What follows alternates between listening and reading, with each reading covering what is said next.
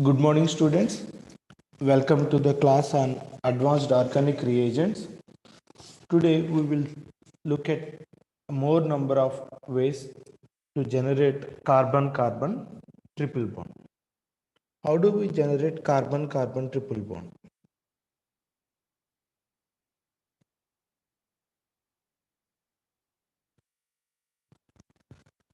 When we have 1,2 dihalo compound or 1,1 dihalo compound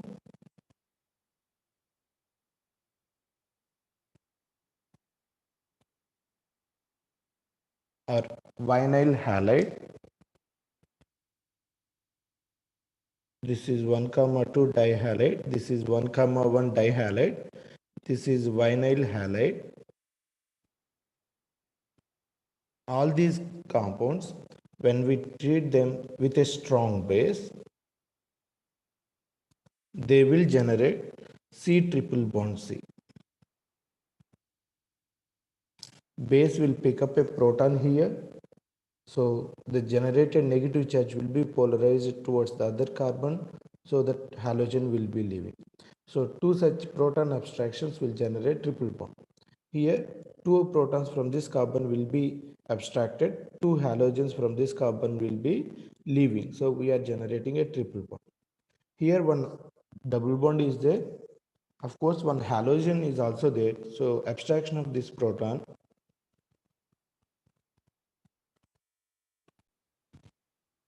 generates the triple bond.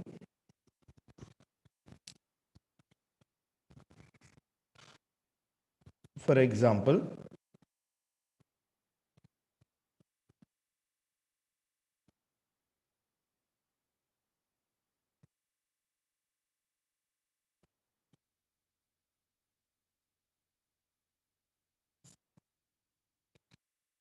dichloromethyl lithium.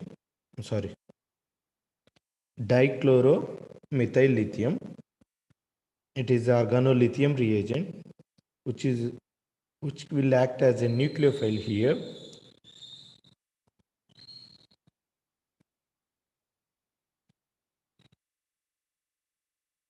So this nucleophile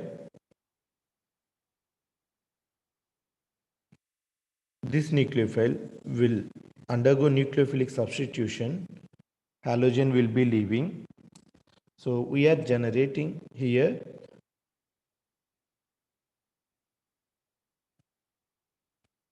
1,1 dihalide. 1,1 dihalide. Then when it is treated with a strong base, we can easily generate triple bond.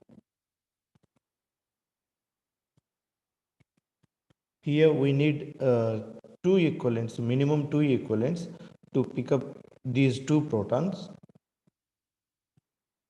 So we are using additional amount of n-butyl lithium and then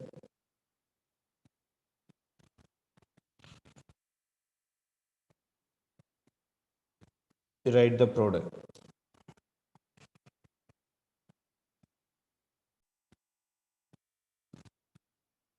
So treatment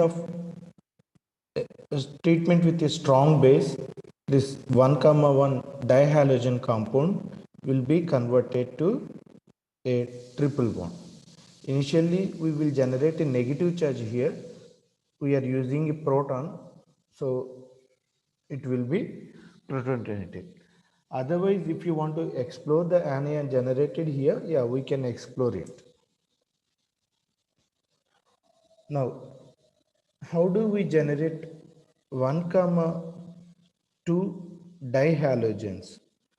1,2 dihalides can be easily generated by halogenation of a double bond. Halogenation of a double bond. For example, cyclooctane can be converted to 1,2 dibromo cyclooctane using bromine. So we have generated 1,2 dihalo compound. Then when we treat this with a strong base, first it was treated with potassium tertiary butoxide. So that generates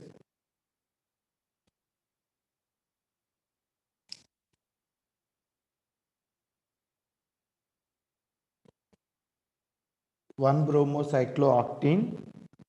Then again it was treated with LDA, hexane THF.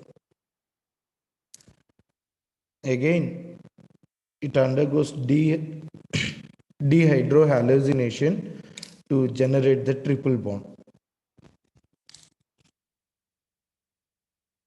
Please take the notes.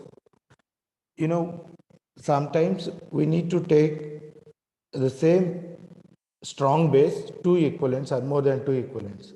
In some cases it may not work. So what we will do, we will take one strong base for first dehydrohallucination, then we will go for some more strong base for the second dehydrohallucination.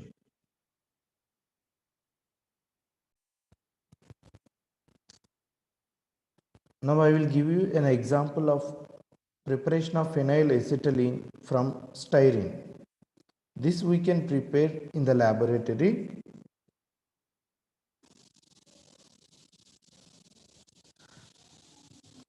Styrene will be converted to 1,2 dibromoethyl benzene in the first step. 1,2 dibromoethyl benzene in the first step. Then it is treated with aqueous NaOH at 60 to 80 degrees centigrade. Under this condition, what will happen? See, this benzylic proton is more acidic compared to this. So the benzylic proton will be leaving. Okay. So aqueous NaOH will pick up the benzylic proton. Anion will be polarized towards this carbon. So this bromide will be leaving. So the product in the first step is 1-bromostyrene. Now this bromostyrene will be treated with solid KOH at 100 degrees centigrade.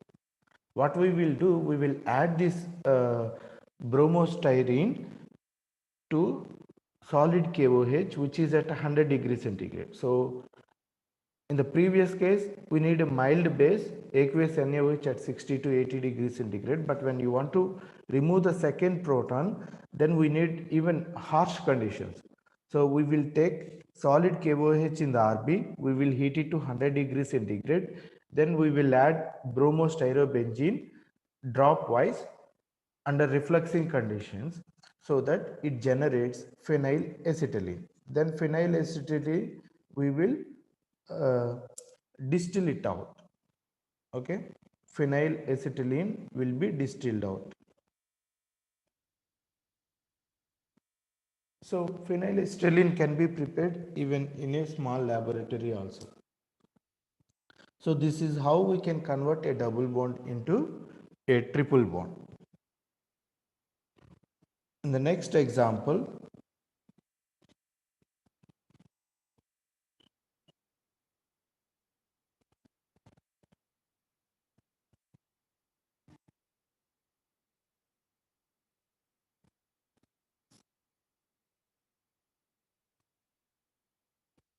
what is the product?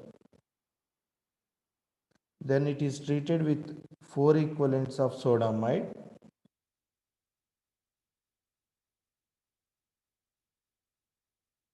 4 equivalents of sodamide in liquid ammonia,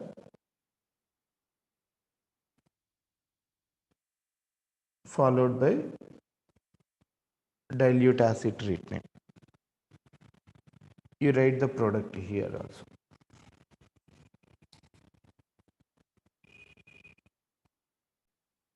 Now we will see how we can convert a carbonyl into a triple bond.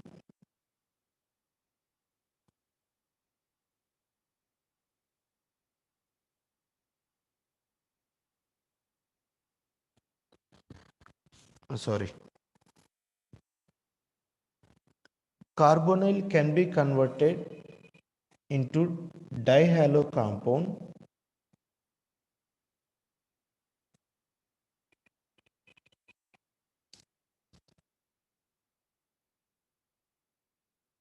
using PCl5.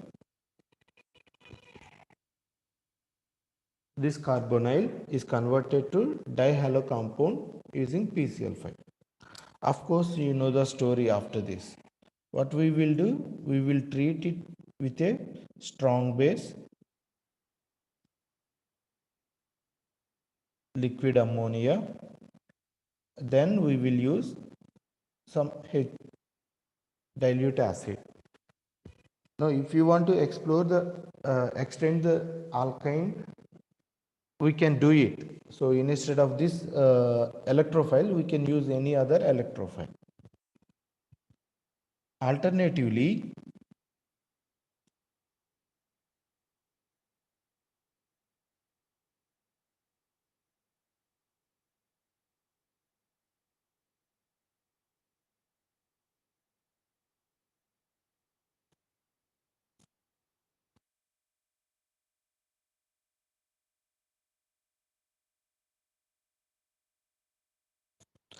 Alternatively, this ketone uh, can be converted without hallucination. Okay, without hallucination, when it is treated with a base will pick up a proton here, so it generates enolate. Enolate attacks on phosphorus because oxygen and phosphorus are having good affinity, and the Cl is a good leaving group. So in the first step, the product is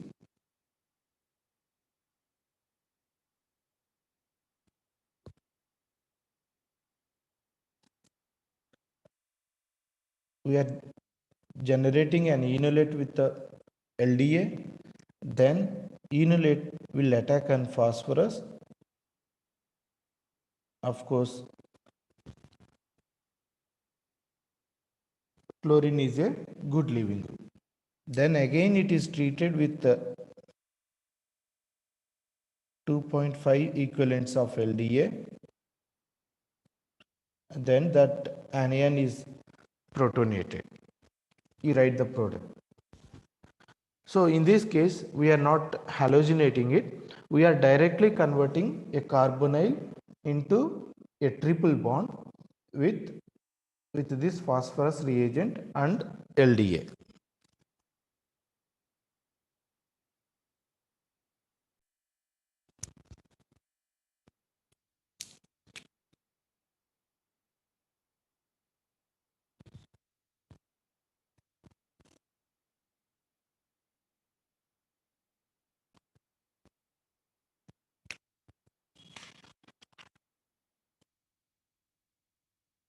So here the product is